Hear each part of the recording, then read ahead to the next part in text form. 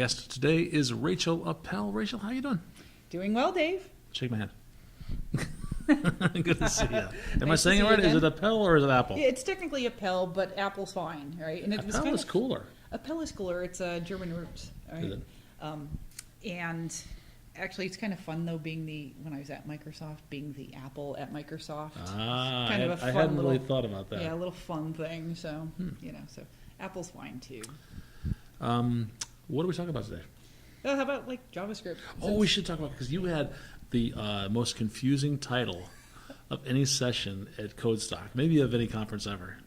Yeah, so the title of my talk is, it's based off of that song, Hey, I Just Met You, and this is crazy. So here's my nan, and call me maybe. Okay, these are JavaScript keywords, right? They're all this, JavaScript of course, keywords. means something. Nan This, is not a number. Nan and call, And call. is a call keyword with me in parentheses, right? So it's it's a little play on a song and JavaScript, and I'm never going to think of another crafty title like this again. Did people come? So- The big- yeah, big actually, it crowd? was a packed room. It was one of the bigger Nice. rooms too. So Nice. All right. And Yeah. really, it's a bit of a comedy talk, right? Yeah. So I go through, and it's an hour of me mocking JavaScript, as if Making fun of Java. They don't mean, we say mocking, you don't mean like mocking frameworks. right, not mocking frameworks. Yeah, we do mock JavaScript, but in both ways in this case, right? Okay. In this case, we're just making fun of it. So could I interpret that as that you dislike JavaScript? Not at all. I do like it, but anytime I can actually make fun of anything, I do, including myself. You always mock the one you love. Right? That's another song, I think. That's true. Mock the one you love. Ooh, that's going to go in the talk. So, yeah. But of course, it's not just, whining and complaining. It's also showing like, hey, JavaScript has these interesting pitfalls or things that can confuse you or trip you up. So, let's make light of them, but then have a solution. Yeah, that's the best kind of some complaining, is the alternative. complaints that actually lead to a solution. Right. As So- opposed to, that guy. Right. Right. So that's true. Let's give me some examples. What is? I know that I know. So I was telling you this. I have 2 books at home about JavaScript, Yep. and one of them I think it's called JavaScript, and it's about that thick. It's like 1,000 pages long, and the other one is called JavaScript: The Good Parts, and it's about 100 pages That long. It's big? like that thick, Yep. and that tells you all you really need to know about JavaScript. In a nutshell, right? Was that Which there's, is- if only this much of this, a very small percentage of the good parts, if I can just go by page count. Right, and that's kind of what it is. So that's the Crockford book, that's the Bible, and actually a lot that stuff is out of that book because that that's is, a really good that's the stuff that does trip people up the most, right? Okay. Those kind of weird things, and it came from like JavaScript is an old language. It's been around. Yep. It's just not been popular like it is now. And what happened is when it was first invented, it was invented when HTML had like 6 tags or, there was hardly anything. Okay. We were still using marquee and blink, right? You're not using that anymore? Okay, I do. Don't tell anyone. Actually, it's kind of fun to sneak in a blink tag Yeah. once in a while, but they're obsoleting those, unfortunately. Sad. Yeah. All right, let's stay on focus here. Anyway, so way back when JavaScript was invented to work with a tiny sapling DOM tree, right? It was just barely a tree. And so a lot of these things didn't come up until JavaScript had evolved and the web had evolved. Okay, yeah, because the web originally was, just a way of linking together documents and pictures of cats. Yeah, that's the whole. It's a lot more now. All right, more cats. That's All kind of cats. Even the grumpy cat. And That's so my favorite cat. The pages themselves are just they're huge. I mean, Right. You could download a meg sometimes, Right. just for a web page. That's Right. a lot of DOM. Yes, there is, and that's the thing. The DOM has gone from a sapling to a tree to the whole freaking Amazon jungle, right? Okay. That's what it's like now. I mean, just take a look. Think of like Facebook. If you were to look at the DOM that's built for that Right. application, it's crazy, and it's a big single-page app. So that's what we're dealing with now. John Resig, the founder of jQuery, had a talk he was giving called "The DOM is a Mess," right? And because the DOM is a mess, JavaScript works off of it. So And that was JavaScript its intention. gets blamed for a lot of the problems in the DOM. Really, it's When the DOM DOM. is when the DOM is slow, JavaScript gets blamed. So JavaScript's slow. DOM's kind of a jerk, Okay. right? And JavaScript gets blamed for it. So is this one of right? the problems that we have a solution for? Yeah, somewhat. So here's what happened. So the DOM we can't do much for now, right? Because it depends on the people who are building the websites, Okay. right? If I only include, if I only have a tiny page, I have a tiny DOM. Right? Okay. Now, way back when, that's all we had was tiny pages, Right. right? And that was it. We barely even had GIFs. They certainly weren't animated, Mhm. that kind of stuff. But now there's so much complexity to just what's built, let alone what script interacts with it, that's the struggle, right? That, ties between those two.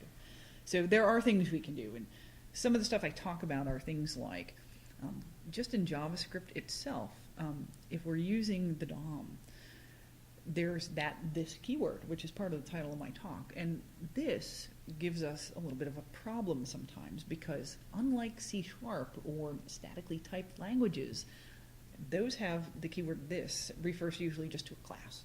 Right. And that's it. And we're done. No more thinking about that. Mhm. JavaScript is like, well, what is this? Well, it depends. If I click a button, this is the button. Right. But if I click a button, and this will turn into the button, but a little bit later in code, I loop through, say, an ordered or unordered list and all of the list items.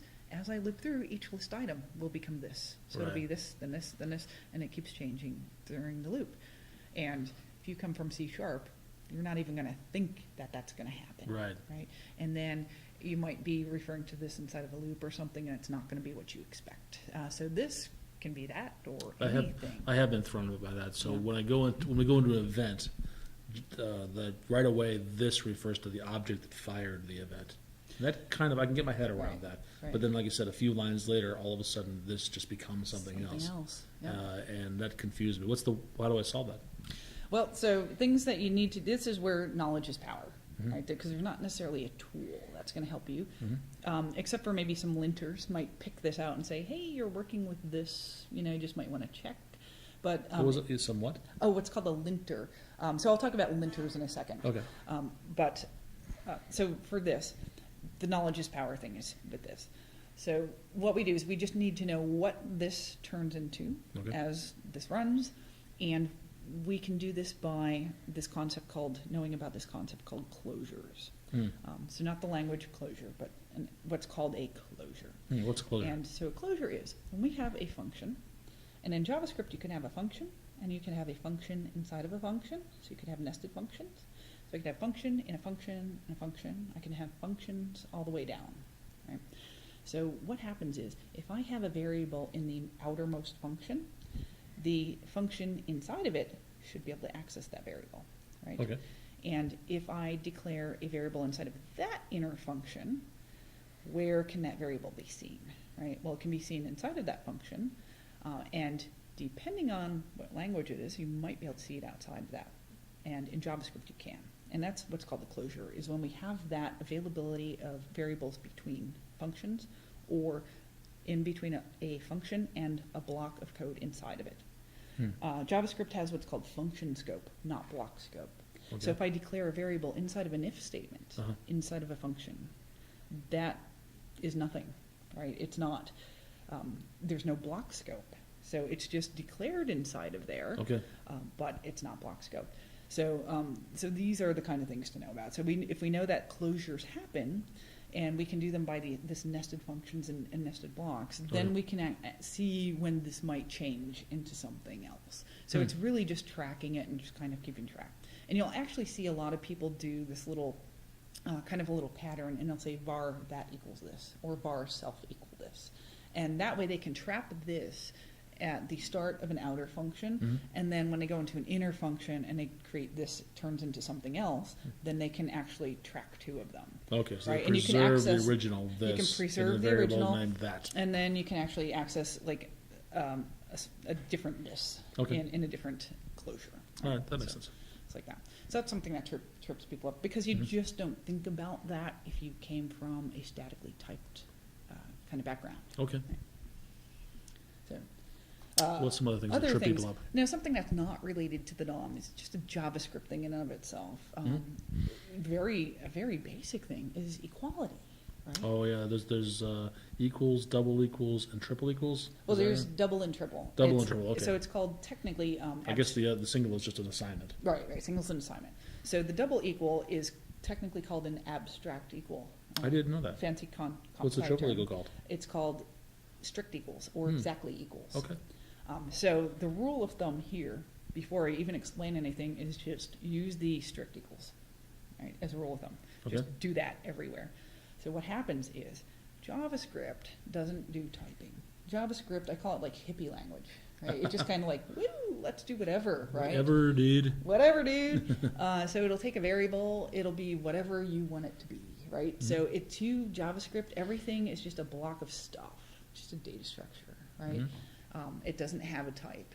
But when you need to compare things, JavaScript then says, oh yeah, that whole typing thing, yeah, I kind of have to convert it in order to be able to make a comparison. Suddenly it cares. Yeah, suddenly it cares. So all of a sudden, right, it puts down the crack pipe and starts doing what, right, starts converting. Kids right? don't do drugs. Yeah, when you smoke enough and then you're, creating JavaScript. So it has to do that conversion. And when you let software do the thinking for you, it'll convert, and it might not be what you thought it would convert to, right? So you could have things, like false in single quotes. I could say, does false, or is that a Boolean? right, does false keyword equal false? No, that's true, even though false is false. I see. Right, Okay. so you get weird things like that, right? So that happens. So that happens with the abstract equals, the standard equals, right? Okay. So what happens is with the strict equals, it won't have none of that. Okay. Right? It's not going to let them Put on quotes nonsense. around it. It'll just Right. know. It'll know it's a string always. Well, what it'll do is it will not convert. It just says, if you are not the same type, too bad. Oh, I see. Okay. You don't equal. And technically, that's correct. That's true. That's the way correct. I'm used to. Yeah. Right. So that's what that does. So if you know about the conversion and you specifically want it to be able to do that, in rare occasions you can use the standard equals. All right. But for the rule of thumb, if you really want to get consistent results, use the strict equals. So with this strict, not the keyword this, but also with the keyword this, some of these things, because we know these are a little bit of issues, later on, it's not going to be anytime soon, but ECMAScript 6, and JavaScript is ECMAScript, right? That's the standard for JavaScript. These things are being built into the spec. What things? Right? Things like this, like a little bit more of helping out for this, and the equalities, and being able to say, turning on like a strict mode, Oh, I to see. say what it'll do is if you use the standard equals, it'll be like, nope, don't do that, those kind of things. And actually it does a lot of what TypeScript is actually doing a lot of this today. Oh, okay. All right, so TypeScript is ECMAScript 6 now, right? Did TypeScript look at some proposals for ECMAScript, or is ECMAScript is the standards committee looking at TypeScript? I think it's going to go a little bit of both, because Okay. Anders is the one who made Anders is TypeScript. the inventor of C# and Delphi, right? Yep. And One of the inventors, I should say. I shouldn't give. Right. I don't want to leave everybody else off. Right. So he looked at that and then built TypeScript, and Right. so it solves a lot of those problems that you might run into that ECMAScript 6 will eventually get around to doing, but because it's a standard, it's going to be a decade before this stuff hits the shelves, right? And then popular adoption will be a few years after that. Sure. So what do you do in the next decade? Twiddle your thumbs? No, right? So we have things like TypeScript, or you can just learn these things, right? Either or. So it really depends on you and your team and all that good stuff. So they're kind of the big things. And with the quality, so we not only have those operators, but we also have things that are called truthy and falsy. Yeah. So we don't really have like, oh, it's true and false. Maybe it's true, sort of false, so, and depending on if that value is truthy or falsy will depend on the conversion and all that kind of What does that mean, stuff. truthy and falsy? So truthy and falsy, technically, like, true and false keywords are true and false. Right? Okay. And technically, anything that is not false or zero is kind of true. Okay. So Right. the word fish is true. Yes, the word fish is true. All right. Yes. Where Dave Jared is true. I'll say this. Right. Yeah, so that's the thing. So what it does is it takes a look at if something is what it would consider truthy or consider falsy. Okay. And then it would make that conversion based off of it. And for right? equality purposes. For equality purposes. And that's the standard equals. Again, the strict equals will have none of this game. I see. Right? Okay. It doesn't let you get away with that nonsense. So that's the thing. If you use the standard equals, there's all kind of little things between truthy and falsy and conversions that can just get in the way. And it's, trying to memorize all this stuff is just silly, right? You just can't, Okay. right? Or you have no life, if you, right? Or Jesus memory, right? So that's why we have the linters, right? So Crockford actually made JSLint. Okay. And what does that do? Go to jslint.org, and basically a linter is you could kind of think of it as an after-the-fact compiler. Right? Okay. It's not really a compiler, but what it'll do is it'll go through your code and it'll take out the linty things, right? Kind of like you're linting your clothes or compiling. Yeah. So that where the compiler would yell at you for doing something, or maybe say automatic semicolon insertion. JavaScript does that. Right? Oh yeah, especially you don't put the right. curly braces on. Right, the correct line. right, and actually, something you can do in JavaScript, you can not put the opening curly brace, but you can use an end brace. Oh really? I didn't know that. I know, but who does that? Right. Right? Other than accidentally, I forgot to Yeah. type one, but it will let you get away with that. But a linter will be like, no. I see. So that's what it does. So in a way, that stuff, a compiler would pick up that stuff in other languages, right? So a linter picks this up, but after the fact, because JavaScript's interpreted and it all has to be after the fact. So what does a linter do? Does it actually change your code, or does it just tell you where you should change it? Right, Okay. it just tells you where you should change it. And you could do things like you could take go to like JSLint.org, and you can incorporate linting into your continuous integration and your build process and all of that. Now JSLint is very strict, right? So there's, of course, then it's too strict for some, so they go to JSHint, which is a diet linter, I call it, diet linting. So it'll yell at you, but just not as mean as JSLint does. Okay. Yeah, so we'll do that. And you can do things like there's a little tool called JS Fiddle that you can go to. It's just an online playground. You can just paste some code in there, some HTML and JavaScript, run it, and it'll integrate with JSHint and let you play with some code and see if it's correct and stuff like that, which is kind of cool. So it's an extra little tool to do that. But now that JavaScript has just busted out on the scene, right? Sure. And everybody's doing, fancy pants apps all over the place. And The apps are getting bigger. and then it's like literally about every day there's 10 new JavaScript frameworks, right? For everything from like MVVM. Is there a Rachel.js yet? I bet there is. There should be. I bet there's an Apple.js. Oh, I bet there is. I don't know the right? one, but I bet there is. I think there should be. Yeah, there should be. So there's all those, every day there's new frameworks and stuff, so it's really, really popular. And with that kind of popularity. It's on the server side now too. Right, it's on Node does it on the server. That's not new. We could do that years ago. It's just that everybody laughed and nobody did. But now it's the thing. It's the thing, though. Yeah. So when you write applications, are you running them through linters? Yeah, I do. When I'm writing real apps and stuff like that. I just had demo code today, of course. But that's why I suggest that people do that, because it does pick up those little things that you're tracking a bug, and then a week goes by and you're like, damn bug, right? That week will not be wasted, right? It'll pick that up a lot earlier than if you didn't have those kind of tools. So between stuff like, Visual Studio or other editors like WebStorm or whatever, between those and a linter, you should be pretty good. And then, of course, if you're doing, like massive enterprise stuff, you may even consider, again, TypeScript. Because that's a way to help manage JavaScript. Yeah. What it does is it takes patterns in JavaScript that you would make yourself, right? So I would maybe do a revealing module pattern as kind of a standard thing to go with each page and stuff like that. And TypeScript will actually just generate that for you. So what I do is I can make classes or objects, not classes per se, but I can make objects in JavaScript. And TypeScript will let me do that with defining them as a class with the class keyword. Right. In JavaScript, there's this prototypal syntax, and a lot of developers, sometimes syntax just doesn't look good to certain people, and it's technically accurate, but just doesn't look good, right? You see syntax all the time you like, and it looks nice, it's sugary, and then stuff is not. Well, it's a Well, lot there's something to be said for code that's easy to read. Right, It's right, easier that to, too. If it's easier to read, it's easier to maintain. So Right. being able to look at something and immediately get it is a big advantage to that. Exactly, and the prototype syntax puts off a lot of people. Right. So what TypeScript will do is you use the class keyword and an inherits keyword and stuff like that, and it will generate that patternized So unless you read code. C#-like code, See, really, it's including training type safety as well. type safety, training wheels for C# folks going to JavaScript, and also ECMAScript 6 now, which is my favorite part, right? ES6 now, right? I want that. I mean, I'm somebody who could write that prototype stuff. I'm used to doing that, but a lot of people don't want to do that. Sure.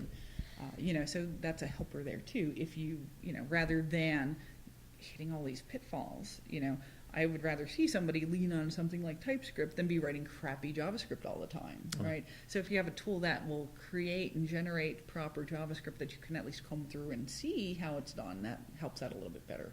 And unlike most code generators that generate crap all over the place, TypeScript is pretty good at what it generates. It's what's needed and what you would write anyway. I see. I haven't found anything yet that's like really out of whack or anything like that. So it's a nice, easy, it's a great transition, and it's also easier for a lot of people to manage it in big enterprise apps, right? That kind of thing. Okay. JavaScript is hard. It's a lot easier to do that with the static language, right? Big apps. Right.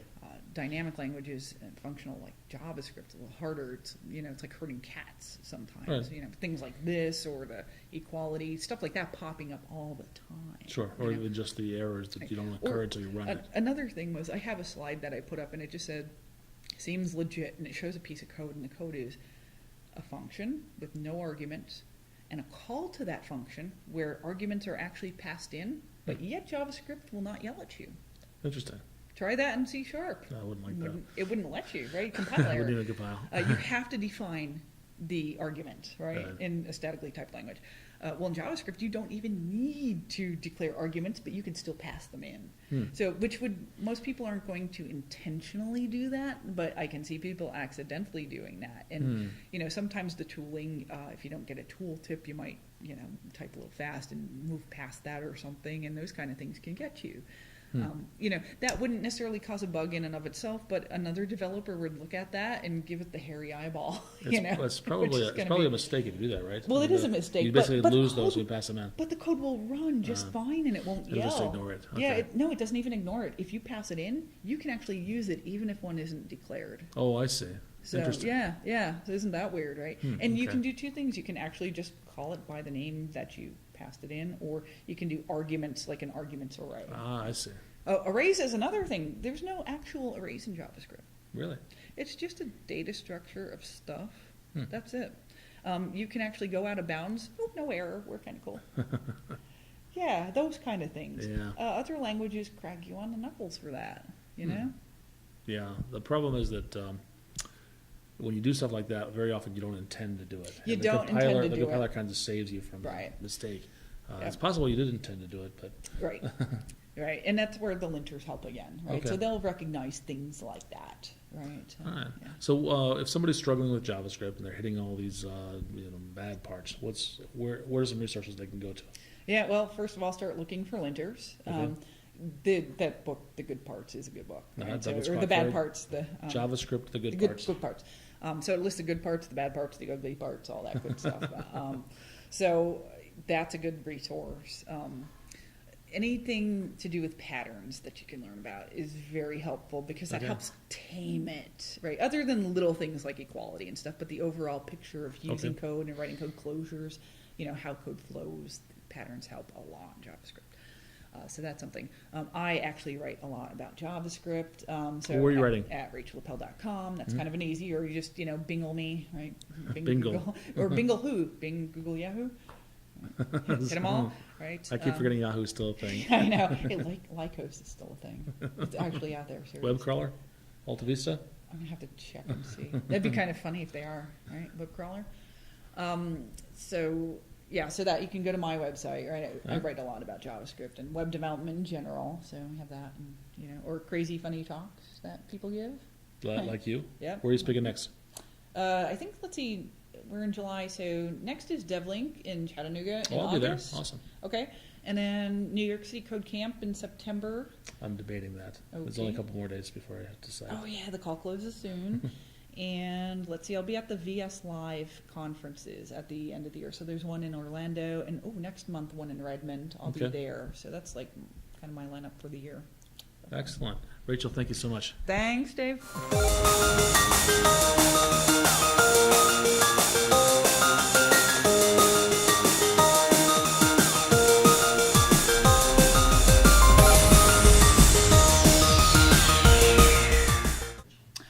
My favorite online TV show is Technology and Friends by that Dave Giard guy. It's pretty cool.